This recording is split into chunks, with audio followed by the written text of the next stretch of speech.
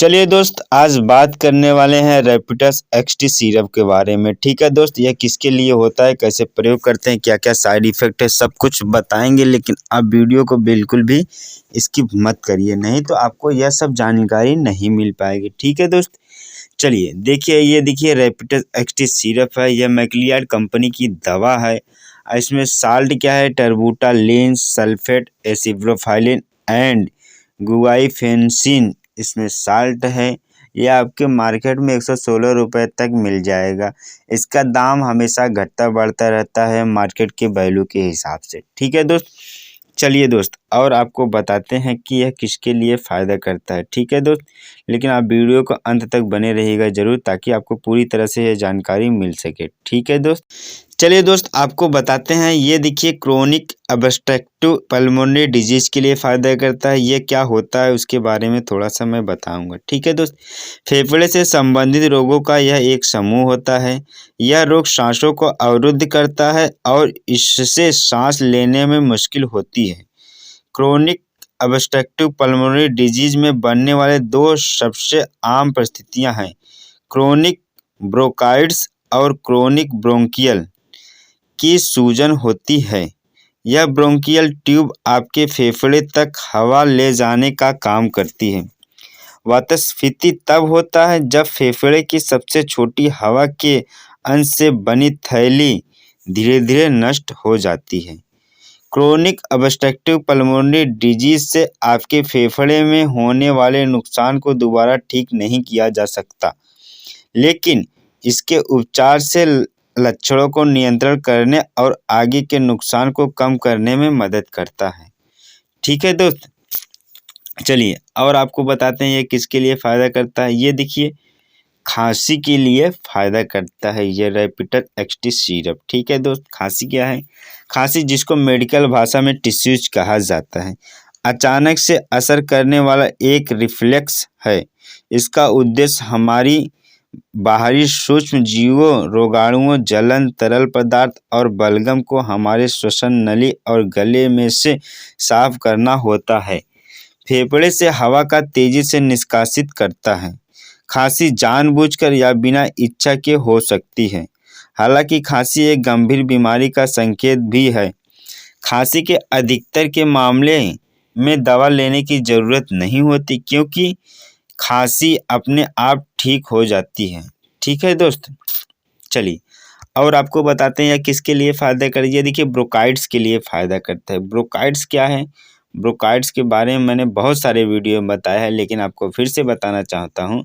Bronchitis उन पहली 10 स्थितियों में से एक है जिसके लिए लोग चिकित्सा लेते हैं। ब्रोंकाइटिस में श्वसन नलियाँ या मुख और नाक और फेफड़े के बीच हवा के मार्ग सूज जाते हैं।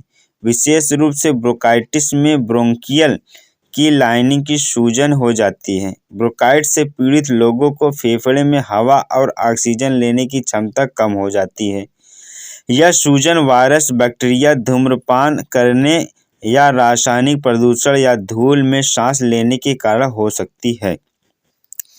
जब श्वसन नलियों की लाइनिंग के ऊतक की कोशिकाएं एक निश्चित मात्रा से ज़्यादा उत्तेजित हो जाती हैं, तो उनके भीतर मौजूद छोटे बाल, जो आमतौर पर प्रदूषित पदार्थों को रोकते हैं, काम करना बंद कर देते हैं, जिससे श्वसन नलियां बलगम से भर जाती है और अधिक उत्तेजित हो जाती है।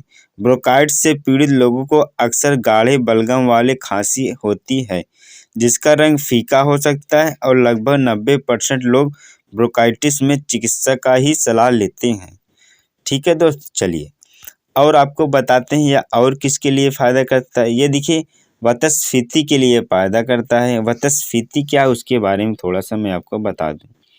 वातस्फीति फेफड़े से संबंधित स्थिति होती है जिसके कारण सांस फूलने लगती है। अंग्रेजी में इसे रोग को एम्फीसीमा नाम से जानते हैं। लोग वातस्फीति से ग्रसित होते हैं और उनके फेफड़े की हवा थैलियाँ यानी कि एल्वियोली क्षतिग्रस्त हो जाती है। समय के साथ साथ इन थैलियों की अंदरूनी दीवार क्षतिग्रस्त होने लगती है और फिर फट जाती है, जिससे कई छोटे छोटे थैलियों की जगह हवा की एक बड़ी थैली बन जाती है।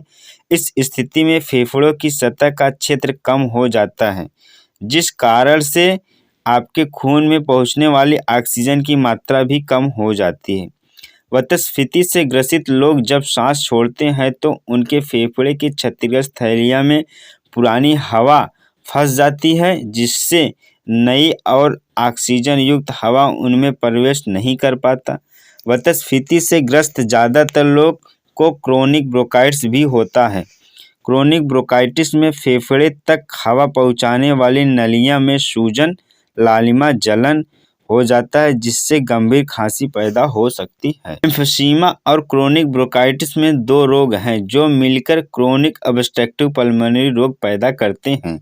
चलिए दोस्त, अब आपको बताते हैं इसका प्रयोग कैसे करते हैं। ठीक है दोस्त, इस सिरप को सुबह शाम एक एक ढक्कन यूज करते हैं, लेकिन डॉक्टर के सलाह के अनुसार, क्योंकि कभी किसी को खांसी ज़्यादा आती है, कभी किसी को कम आती है और यह एज डिफरेंट के अनुसार इसको डोज दिया जाता है। तो आप इस डोज को क्लियर करने के लिए, एज डिफरेंट क्लियर करने के लिए आप डॉक्टर से सलाह लेके ही इस दवा का प्रयोग करिए। ठीक है दोस्त, चलिए अब आपको बताते हैं इसके साइड इफ़ेक्ट क्या है। साइड इफ़ेक्ट जैसे पेट दर्द, खांसी ज़्यादा आना, गले में खराश, घबराहट, सिर दर्द, अनिद्रा, मतली, उल्टी, खुजली और जलन, यह जैसे बीमारी आपको अगर दिख रही है दवा पीने के बाद, तो आप इस दवा को लेना बंद कर दीजिए। डॉक्टर से सलाह लेके ही उस दवा का प्रयोग करें।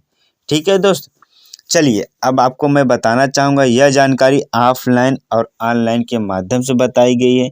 मेरे माध्यम से बताई गई किसी भी दवा का प्रयोग करने से पहले एक बार डॉक्टर से सलाह लेके ही उस दवा का प्रयोग करिएगा। ठीक है दोस्त, वीडियो अच्छी लगी हो तो लाइक, शेयर, कमेंट, साथ ही साथ चैनल को सब्सक्राइब करिएगा, बेल आइकन दबाना बिल्कुल नहीं भूलिएगा। ठीक है दोस्त, और किसी भी दवा संबंधी जानकारी चाहिए तो आप हमारे कमेंट बॉक्स में कमेंट कर सकते हैं, उसके बारे में वीडियो तुरंत लाऊंगा।